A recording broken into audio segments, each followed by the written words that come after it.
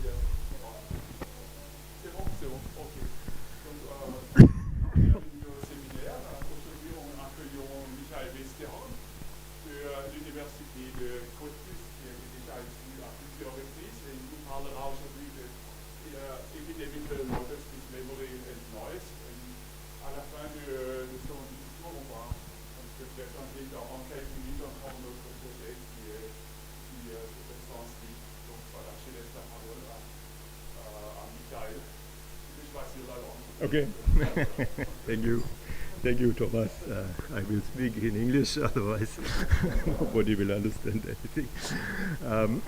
So I will talk about this subject, which we started together with Thomas here 2 years ago, when I was the first time here in September for 4 weeks, and then last year I was here again, and now I'm here again, so every September, and we are going to work on this kind of epidemiological models, and we did some extensions to the standard models with memory terms and with now also a small part of noise terms.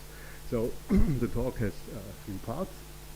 So in the first part I will talk a little bit on these memory equations, or sometimes also called delay equations, and then the second part goes on epidemiological models, and very short part on the influence of noise yet.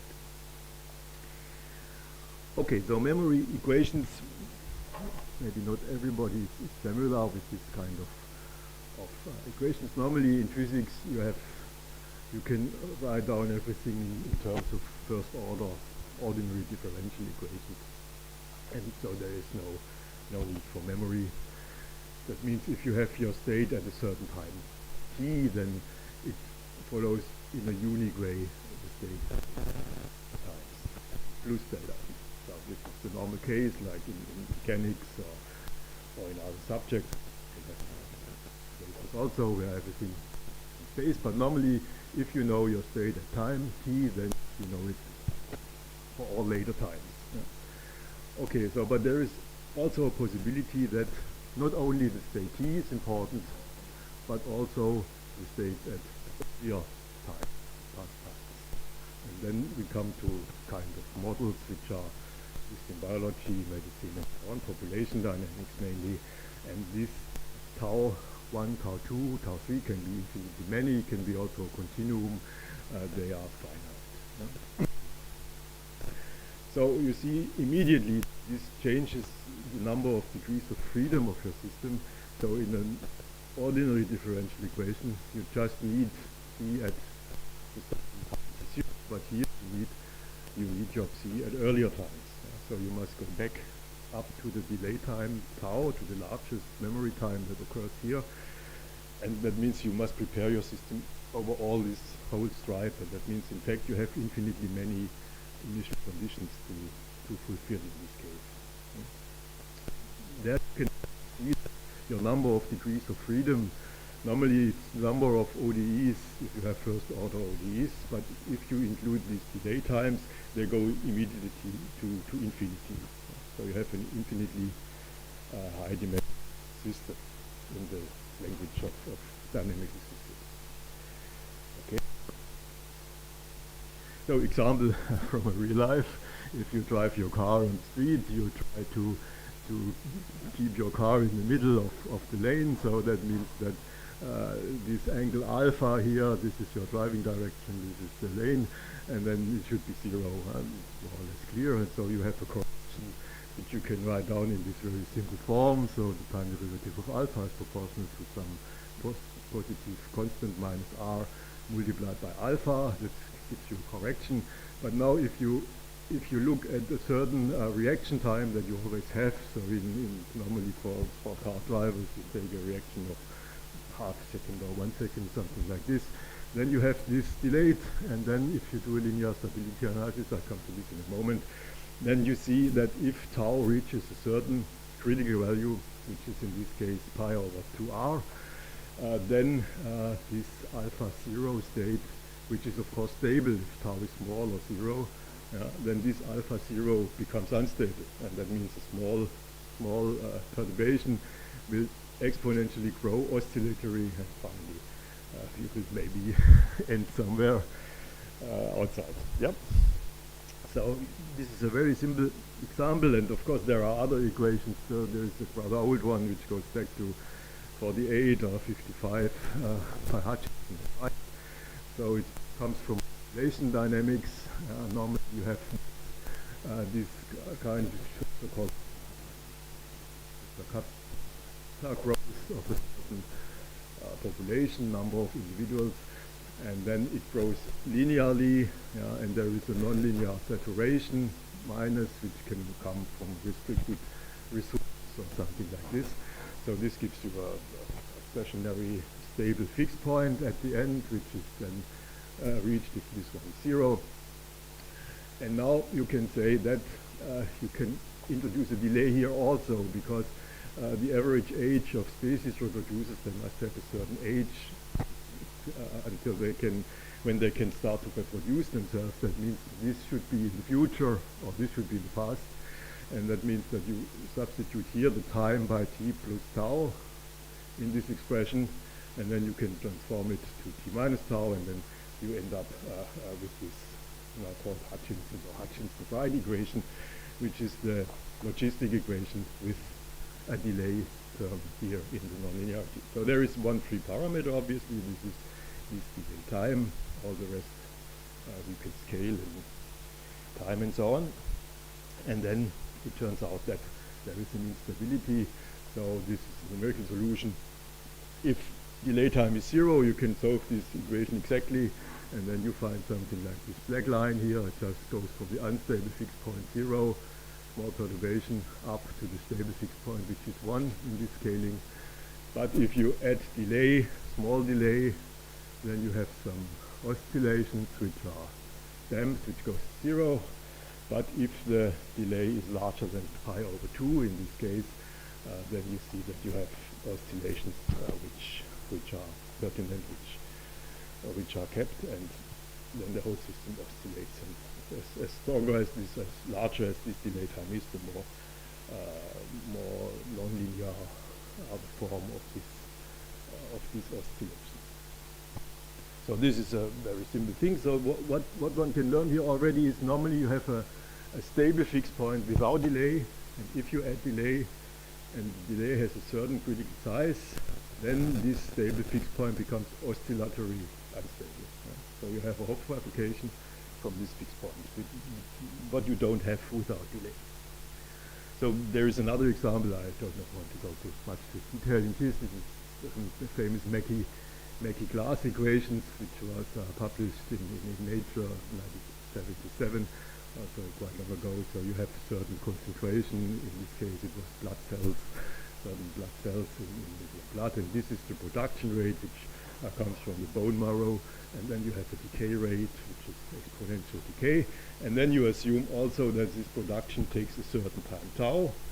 That means that this p follows x, but because it's a kind of control, if x is small, production goes up and vice versa, but not at time t, but at the delay time. And then you plug in everything here, can do some scalings, and finally you end up with this Mackey glass equation. And also only one equation for one variable x of t, but delay, these are some parameters, and then you also have the same situation here. You have oscillations. This is for several delay times also. They can be periodic, can be quasi-periodic, and they can even be chaotic. This is quite interesting with this model. So you see this is in phase plane. This is t, x over t, and x over t minus tau. Two axes, and then critical tau is about a little bit smaller than 1 for this parameter. So for 1 you have a limit cycle here. For 2 is getting larger. For 3 you have a period doubling, and for 4 you already have some chaotic motion here. So only one equation, but if you add delay, you can have everything. You can have chaos, what you want. Okay, so there is some theory. Maybe I can be rather brief on this. So the general system looks like this. This is your time derivative, and this is some nonlinear function, and this is your variable at time t. And these are auxiliary variables which can be computed by this formula. So you see here the past is important, and this kernel function is a kind of weight function for these values at the past. So this goes back to infinity in principle. Of course, normally these kernels have a finite length, and we can assume that these kernels are normalized here, and then it is straightforward to compute a stationary solution, because for the stationary solution x0, then this is 0, and all these yk are equals to x0. So if you insert stationary solution here, you can put it out of the integral, and this is normalized to 1.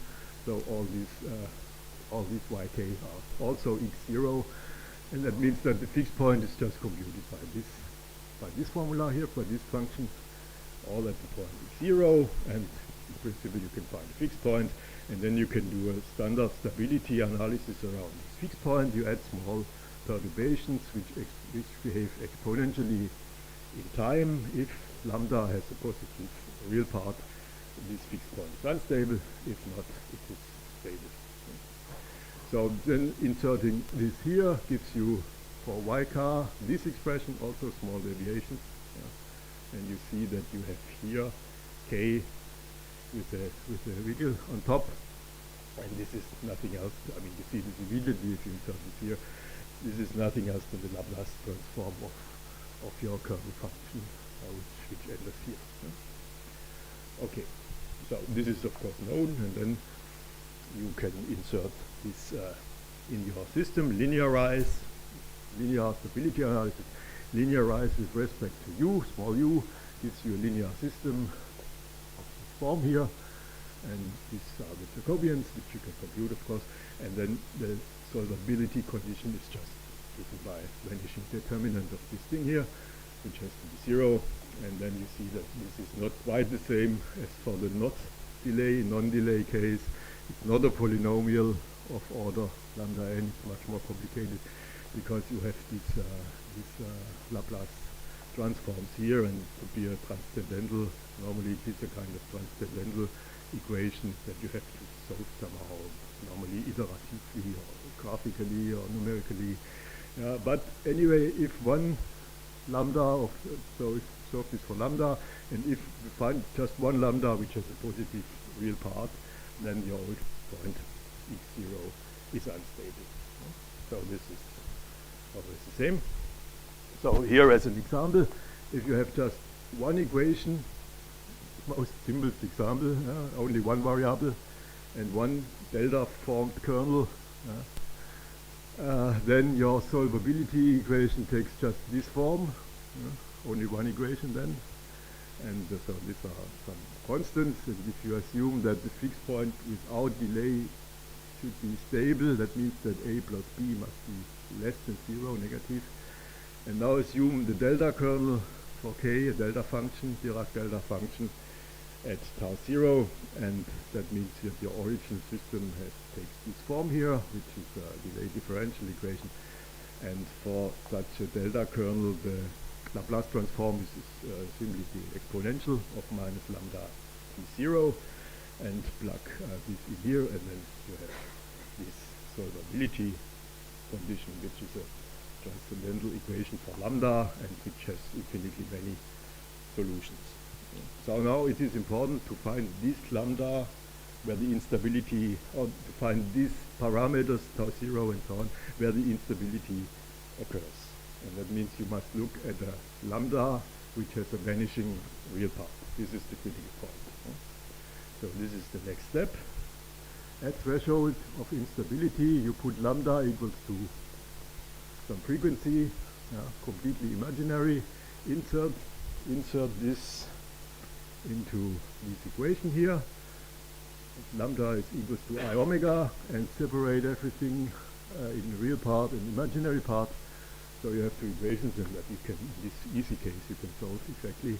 So you find omega c by squaring this, and then you can find omega c in this form, and from omega c, the frequency which the instability sets in, you can find the critical delay time that is necessary to have this instability.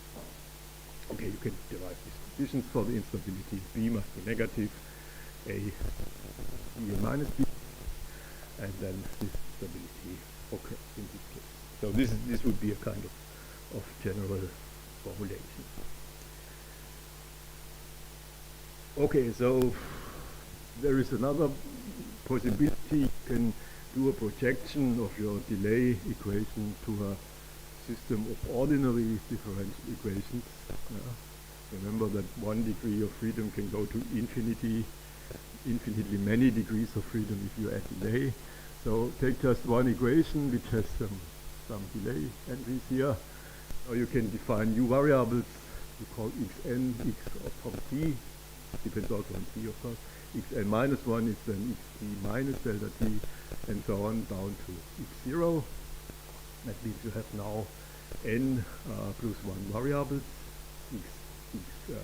xk, and n is just given by this value here. Tm is the maximal delay time. Here you divide by a small time step. Of course, this is rather arbitrary. I mean, you can choose a time step as small as you want, and it would be exact only if delta t goes to 0. That means that n goes to infinity here. Okay, so you insert this here, and then you see that you have the first variable. You have this relation, so you just insert this x here, and for the other variables, so you can write down this in form of Euler forward difference formula. Just substitute this by the differential formula, and then you find for xn this formula from here, and for the other xe, where I goes from 0 to n minus 1, it's just a shift at every time step. Okay, so xe to the new time step is the xe plus 1 to the old time step, and this is for all i's from 0 to n minus 1. So comes just from this definition here. So you shift all these xi's every time step. And if you look at these two equations, then you can formulate them again as a system of differential equations. So you see, if you take again Euler forward discretization, so it's the backward step. If you take Euler forward discretization of this system, you end up here, or vice versa, and that means you have a system of n plus 1 ODEs, but now without memory terms, without delay terms. So the same description. But of course, delta t should be very small, because everything is of order of delta t here, and that means if delta t goes to 0, you would have infinitely many such ODEs. So again, a delayed differential equation represents infinitely many degrees of freedom, and everything then, of course, is possible. So you can, for example, take such a, just as an example, this is the sinusoidal nonlinearity at delay time, which is only one parameter left. You have fixed points here, n pi, x0, n pi for integer n, and they are stable if n is odd, or unstable if n is even.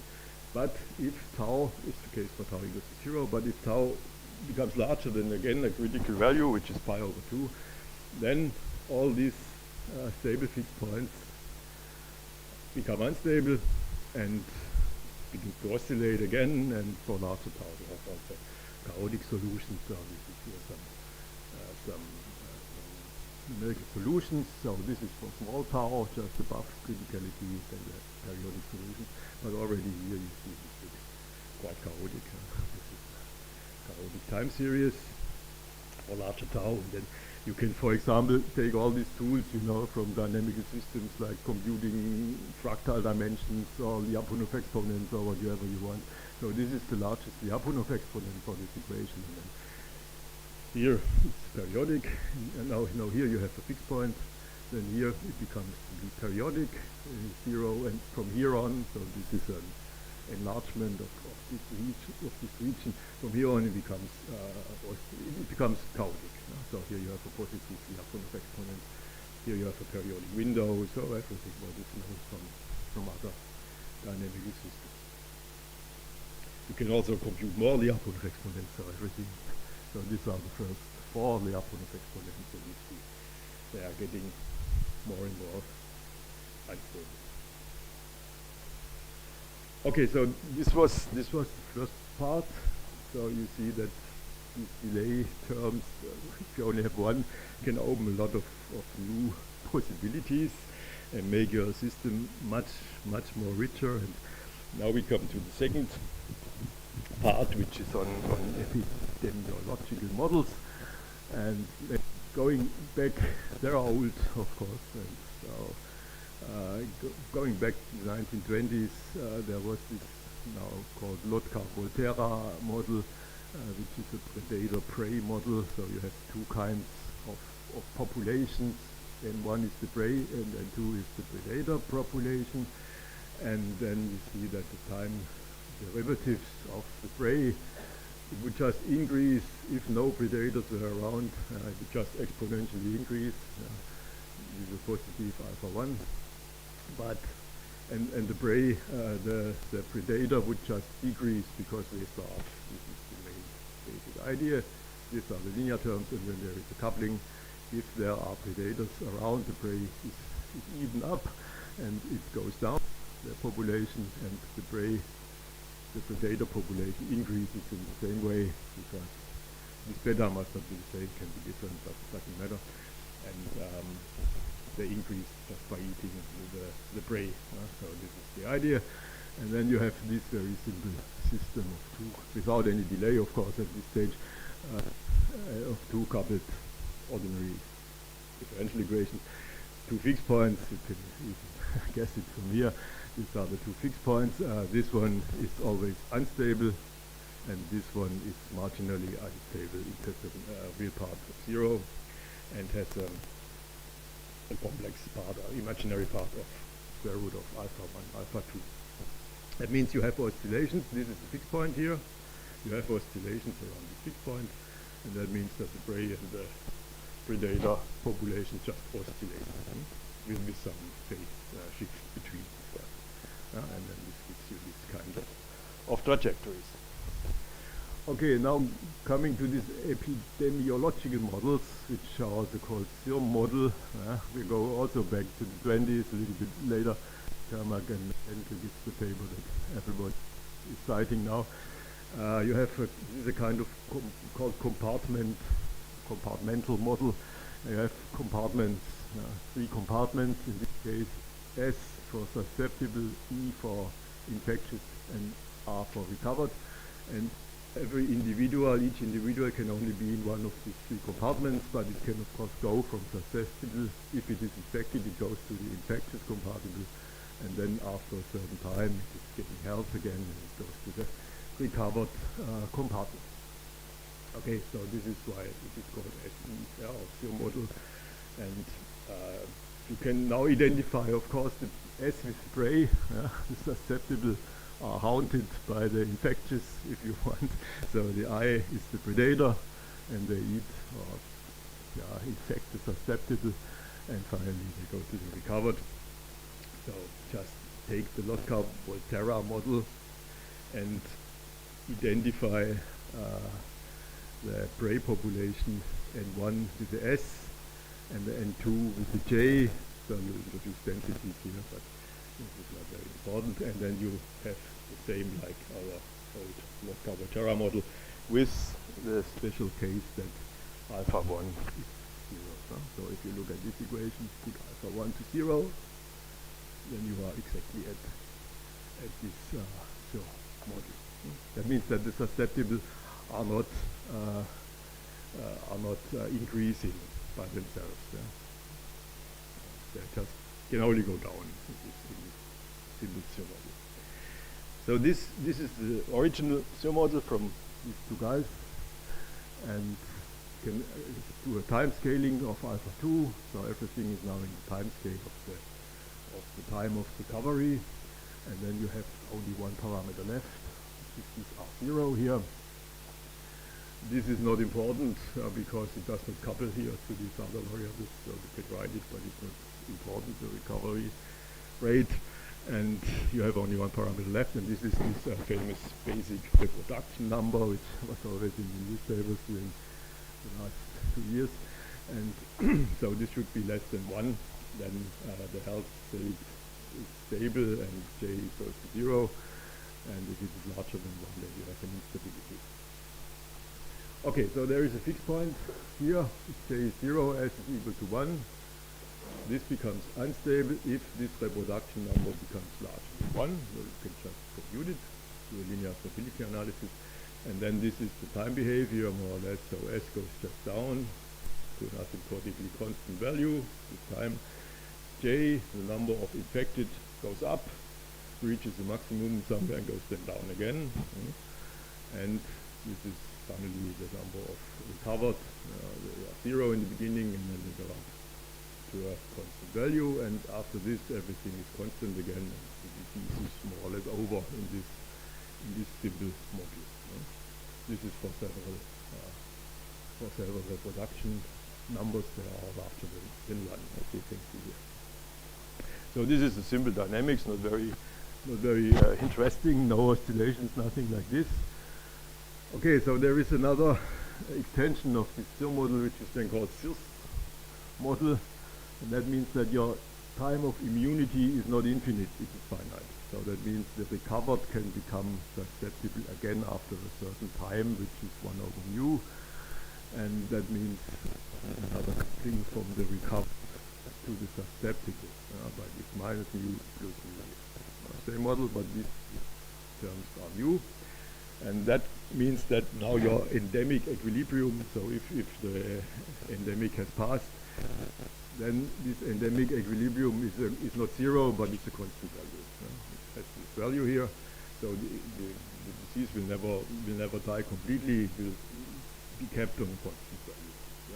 And you see, if mu is 0, then you are the old SIR model, and that would be 0. Okay, but still there are no oscillations. It looks now like this, a little bit like before. As it's down, you see already some damped oscillations, but only a few oscillations. And at the end, g is not 0 as before; it goes just to a constant value. This would be the endemic state here, but it is at least qualitatively it is more or less the same like in the SIR model. Okay, so next step now, and now this is what we started to do last year. You can do this SIRS model and introduce a kind of feedback mechanism which gives you, which controls your infection rate. So you assume that there are some mitigation measures to keep the infection smaller, like using masks or I don't know, social distances or such things, and then they decrease this infection rate. Should, otherwise they would not work. And the strength of these measures should normally increase with the number of j. So if the infection rate is high, you took stronger measures. This is what one is what they are normally doing. And so it is nearby to take this R0 as a function of j, constant here, and divide it by a function of j. And this function of j is then scaled to 1 for 0. So you have the normal basic reproduction number, and it is monotonically increasing with j. So this is the model, and the easiest way to have such a behavior is just to take a linear dependence of j and f of this form here, with a positive alpha, fulfills all these conditions, and this then changes the epidemic equilibrium slightly. You see the alpha occurs here, but still there are no oscillations. So also this changes not too much. It makes the epidemic equilibrium a little bit smaller, number of infected. But now you add this, finally you add this delay term here.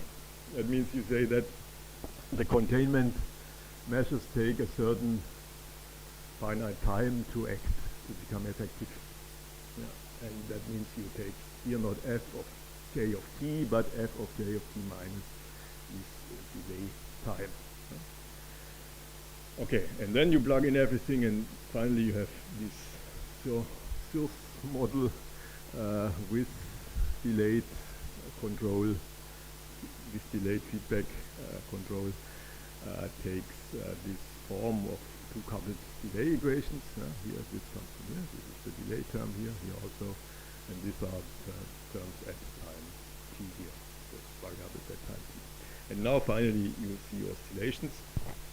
If this delay takes a certain, exceeds a certain critical value. Okay, so again, do a linear stability. I don't know, want to go too much to detail. You do a stability until this endemic equilibrium. This you can do again exactly for this system. You find a solvability condition which has this form, and again you insert the critical point condition, and then you find a polynomial which can be solved exactly, and the critical delay time also from this formula here. So this is maybe better to show this figure. So this is the constant basic reproduction number, which is something larger than 1. Say you are at this point here, then the endemic equilibrium would be stable for small delay. If the delay time reaches a certain critical value, which is a little bit less than 10 in this case, then your endemic equilibrium begins to oscillate. So you are in the Hopf stable region, and this is the frequency or the time, the period time, 2 pi over omega, with which this state oscillates threshold. And you see as larger as basic reproduction number, the smaller this delay can be to have this instability. So now just we can show some numerical solutions to standard Kutta scheme with a certain 6 times that is not very complicated to solve this numerically. And for large tau you have oscillations, anharmonic oscillations, and then results here. So this is J, this is the effective reproduction number. So this J here this oscillates obviously, and the red line belongs to a larger delay of 6.2, and the black line to 5.2. The critical one is about 4.5, and this is the endemic equilibrium here. Which is unstable, and you see that there are oscillations around this endemic equilibrium.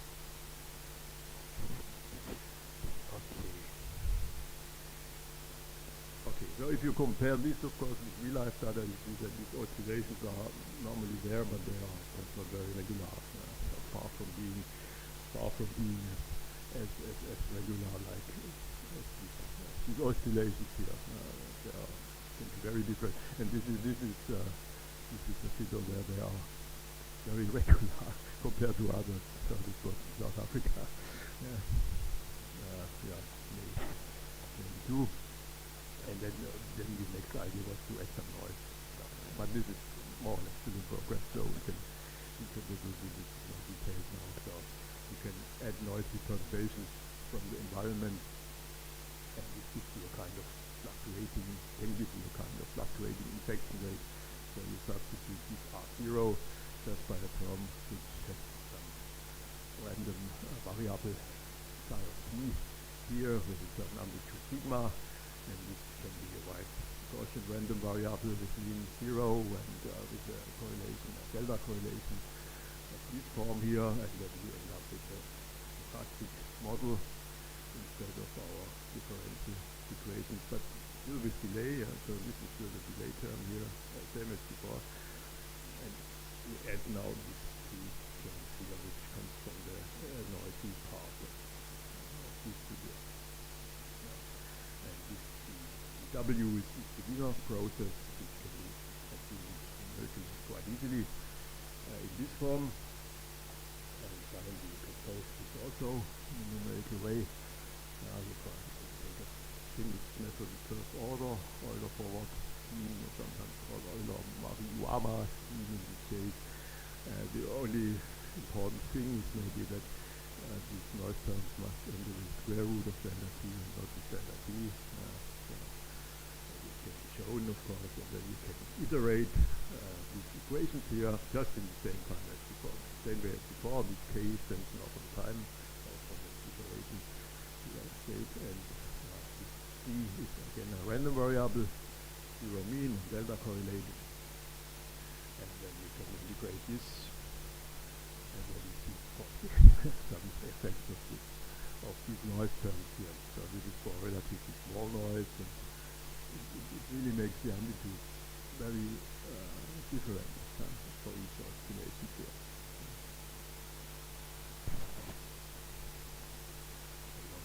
The Fourier transform of this effective production number, and then it's very sharp in the case of no fluctuations, and it becomes white in the case of fluctuations. And also the mean values are interesting. So frequency goes down with the fluctuation, the variance goes up, so it's getting wider with these omega. And finally, if you turn on these fluctuations very strongly, you have kind of outbreaks. That means you have long parts where this j is very, very small. It can be 10 to minus something, 10 to minus 10.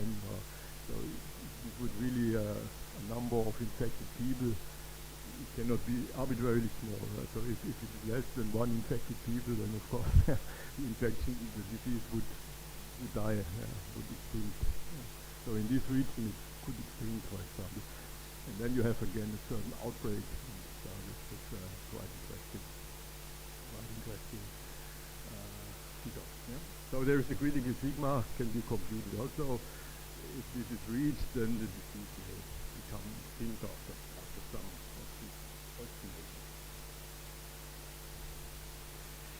So, okay. Okay, so these are the conclusions or important points. So delay or memory terms normally account for oscillatory instabilities of otherwise stable fixed points, and if you apply this to this model, then you also have this oscillatory instability of the otherwise stable endemic equilibrium, and if you do find noise, you have some irregular oscillations and very strong noise, but I think this is still in progress for this part. Very strong noise may stabilize the infection. Yeah.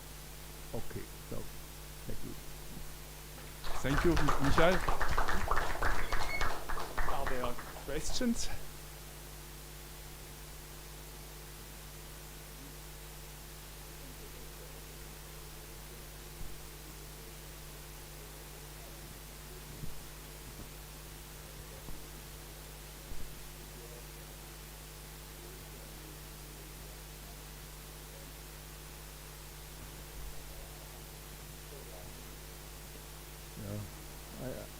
I mean, in principle, I think if you go to Newton's mechanics, you don't have memory terms normally. So these are really models. So I cannot say now a prominent example. Okay, they have this kind of exponential kernel functions. Yeah, that's right. Like non-Newtonian fluids and so on. But I mean, it's not a pronounced memory. I mean, pronounced memory means, at least in my opinion, that you have that your memory term has a certain maximum, so very strong. And I think in this case, it's just a kind of decaying exponential function.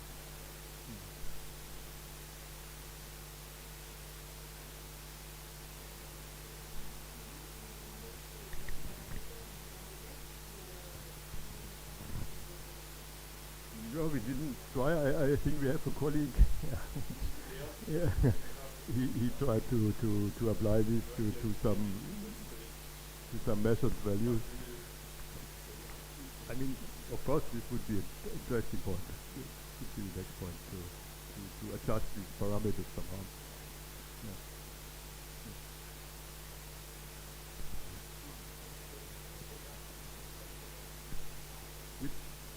21. This one. The diagram. Okay, so these are the three compartments. Yeah? Here are the susceptible individuals, and they have the transfer to the infectious compartment just if they need an infectious here. Of course, they must be there also, and infected particle must also be there with a constant. So this is this term. It leaves here and it goes in here. So this is this arrow, and then the next step is after a certain time they just heal. They just become healthy again and goes to the recovered. So then they vanish from here. Then this time now it's scaled to 1 because there is no constant here, it's 1, and they show up here again in the recovered. And then this is the way back due to this finite goes from here to here.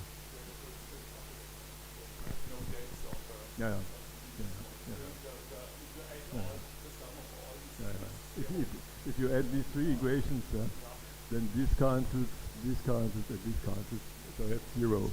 And that means S plus G plus R is constant. It's 1 in this case. But of course you can add some birth and death processes. Everything is possible, but then you have even more parameters. Yes.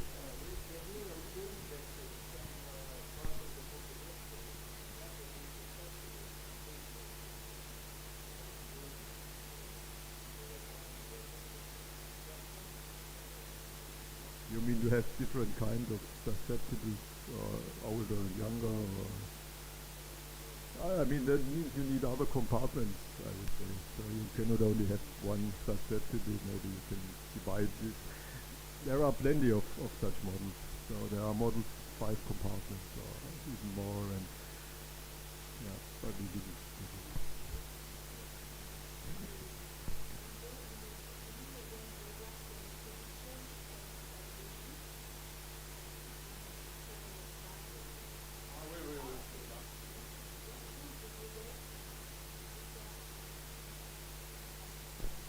But what's the I think they use something like this.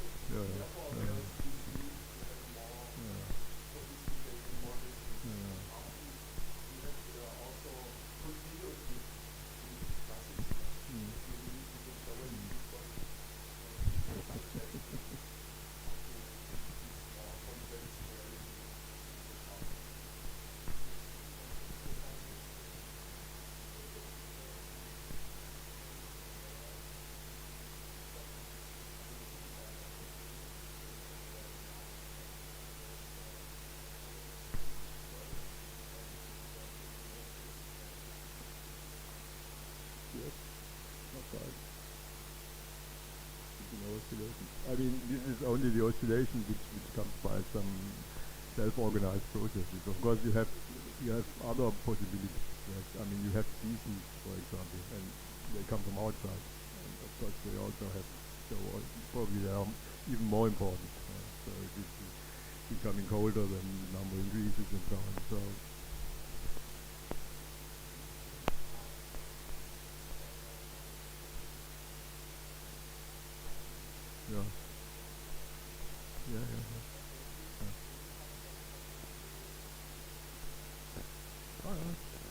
Sure. We didn't try, but sure, this could be interesting to have a periodic driving something from outside and to have 2 frequencies or even more frequencies. I mean, there are plenty of possibilities. Maybe this is also a kind of weakness of this kind of models because there are so many parameters. So yes, you can find almost everything.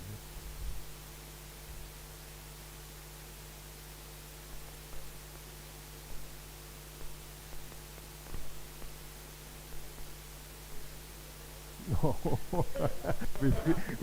with 3 equations.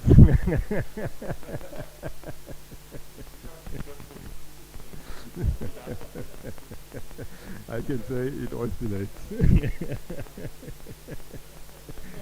it oscillates.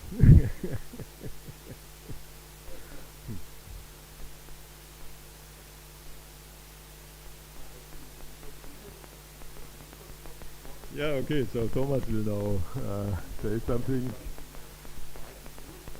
on his microscopic model.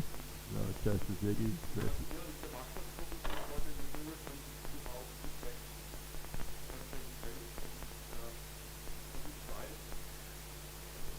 Why don't you want to show the PDF? Or?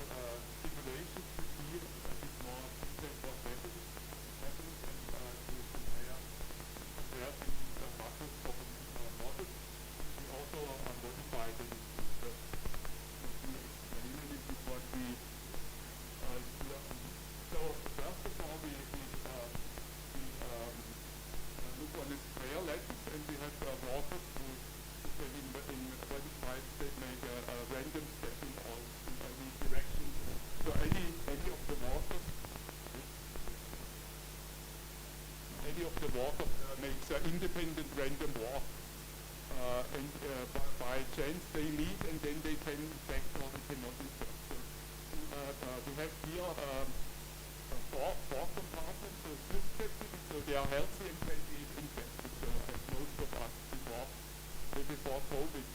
Then when an infection takes place, they're infected, but they are not yet ill, so they are in the incubation time.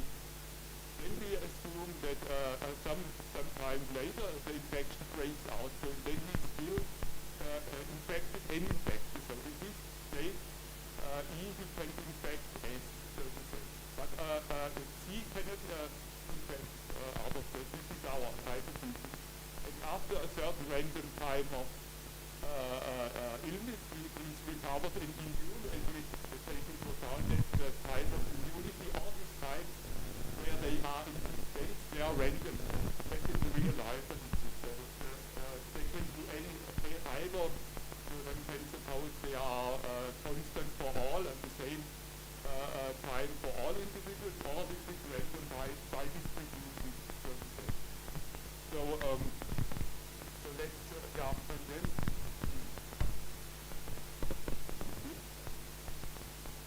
okay, so if a water S meets a walker with safety on the same lattice point, we assume in the simulation, which we consider in a minute, that S can be infected with a certain probability. So S, then he goes to the incubated state, and then he remains in the incubated state for a while, a random time, and then he makes this transition. And because the nature, everything is somehow random, we say, assume this time that he can see random by determined by a probability distribution function, which we prescribe. So, okay, then we can, for this one, we can write the evolution equations here. Because of this random time, we have here always, so this is the rate, this is the rate of infection at time t. This rate of infection at time t, because only J and S interact, so we have a hypothesis that is only a nonlinear function of J and S and not of the other. And these K's are kernels, probability kernels which we prescribe. So first, let's look what happens when these kernels are delta functions, then the thing becomes easy, because the convolutions, when we are shown this, equations become then easy, so to say, because every convolution only shifts by the delay time in the compartment. So when these are delta kernels, all the particles are the same CC, the same PR. So now let's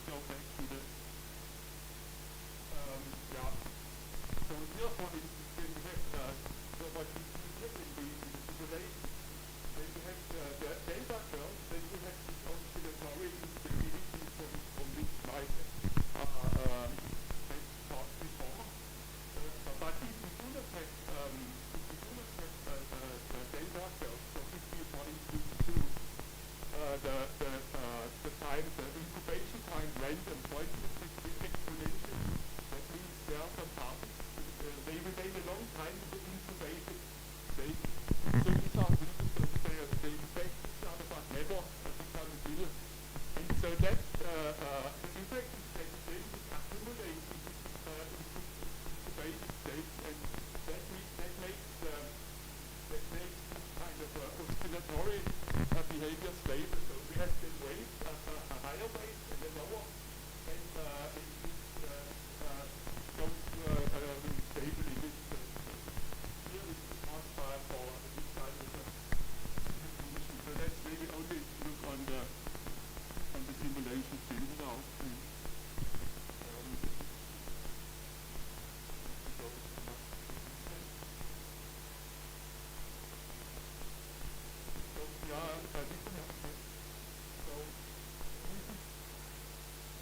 Delta curves. So we have initial condition when infected water, wet, susceptible water. And then here's when it's infected with an incubated state. Then we have kind of the boundary condition. Now here's another infection. So and they always are in the through the certain time, which is red, yellow, and here's when it's blue here.